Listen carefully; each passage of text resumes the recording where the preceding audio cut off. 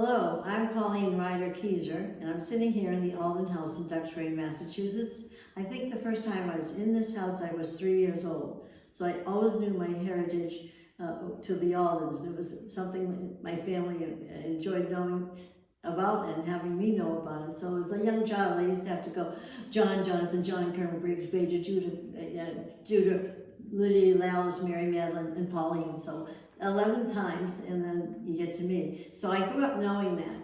But you know, as an adult, I grew up and got married, had children, went to Connecticut. And I got very involved in my community, etc., and raising those children and doing lots of things in the community. I spent time at the YWCA and was active in Girl Scouting forever, and ended up serving on the national board and involved in the breast cancer awareness with the Susan Komen Foundation, brought the Race for the Cure to Connecticut.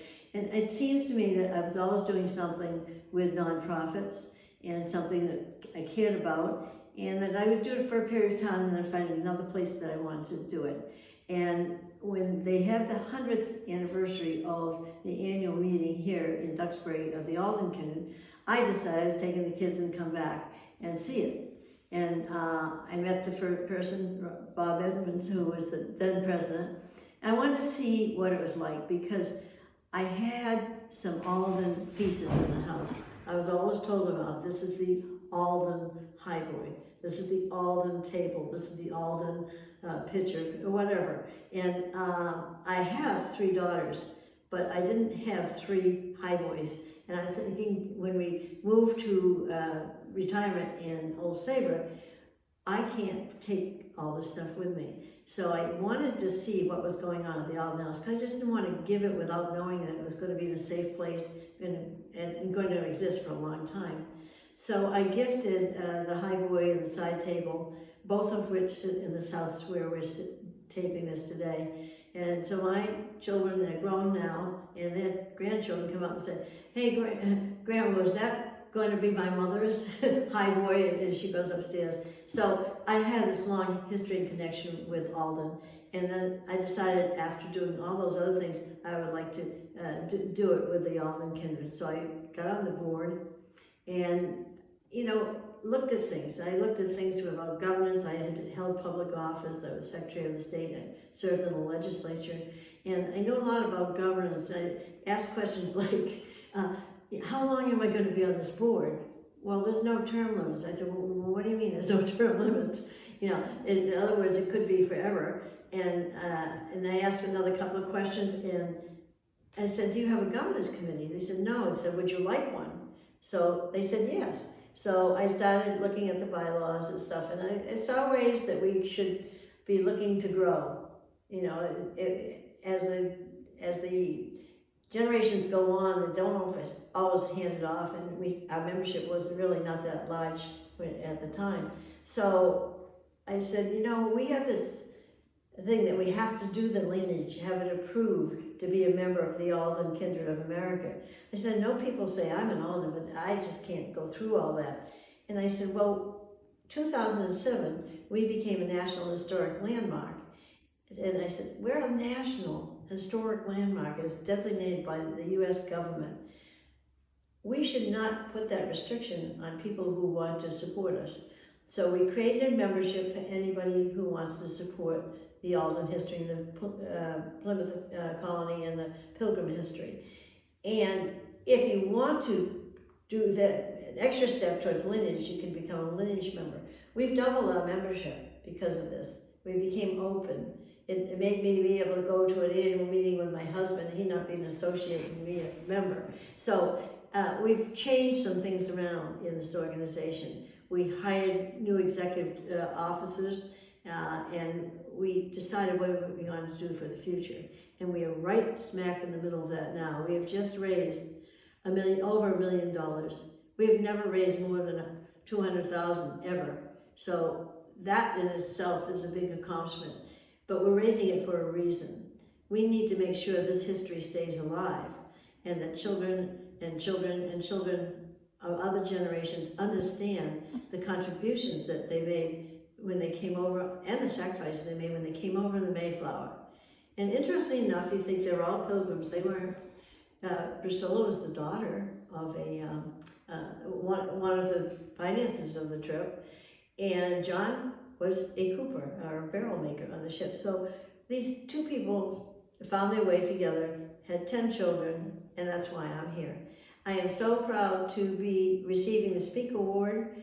I was there when the Speak for Thyself first started, and I was in the room and we were discussing, oh, it was always the John Alden house, the John Alden this, the John Alden that. And I said, what about Priscilla? And then the group that was assembled came up with the idea of, why don't we do an award where you award something to Priscilla? And her most famous thing was, speak for thyself, John, telling him that he needs to make up his own mind about marrying her.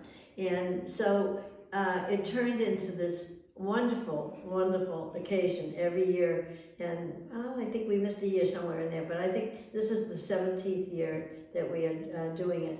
But we find women who have helped themselves and or their communities in a significant way. Some are very well recognized and you would know them, the names. Others are people that would never receive this kind of recognition.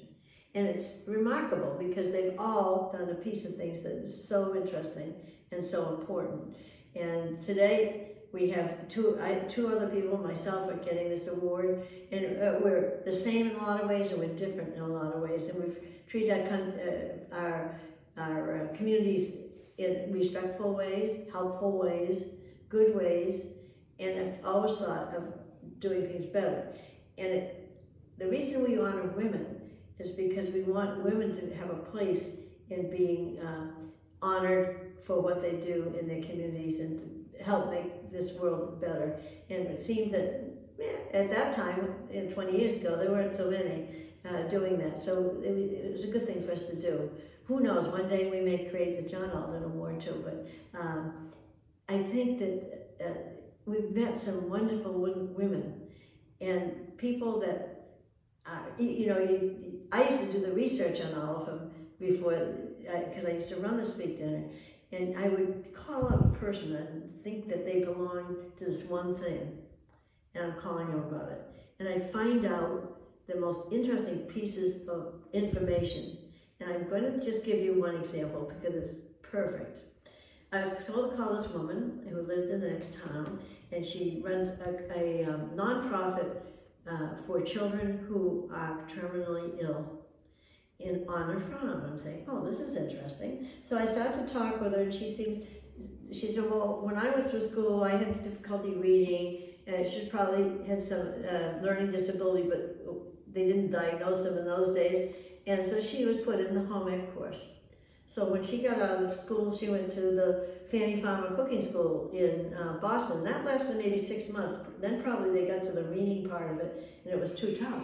She goes to a company, and she serves in this company making the first motherboards for computers. Now, she looked at this line of activity, and she designed a new way to do it that was more efficient, and the company adopted it. And then she says, well, I have to leave. I'm not going to stay in this company. Why aren't you going to stay? She said, because there's artists in my family and I love to draw. Okay, so she leaves the position. Now, she leaves this position and she tells me she's an artist that has 5 pieces in the National Archives. I'm dropping the phone at this point. At this point, I'm dropping the phone and saying, what? And she said, oh yeah. She said, I did some things for the White House, and those are in the archives, but I also developed the Velveteen Rabbit. Almost every child in America knows the Velveteen Rabbit, and that is a claim to fame. But then later on, she moved into helping children that weren't going to make it. And the goals of this organization, they can come whenever they want. They can stay for a day, a week, 2 weeks, depending on the situation. They have to form goals. These children are terminally ill. They have to have a plan. They have to put it together, and then they get to be knighted. Literally, they go through it with costumes and everything else. And I just hung up the phone. I said, this person has got to get the Speak for Thyself Award. I put her up for nomination. But when you turn a page and another page and another page, it's amazing what you find out about people. And she would never be recognized from any other organization for doing what she does. And so it's that kind of thing that's exciting, and I'm proud to be part of it. And I thank you very much for thinking of me for this award. I'm doing it as I leave this post in August, and that's probably the only reason I'm letting you do it. But I'm proud of what I've done in my life, and I'm proud of the Aldens, and I'm proud to be my 9th great-grandmother is Priscilla.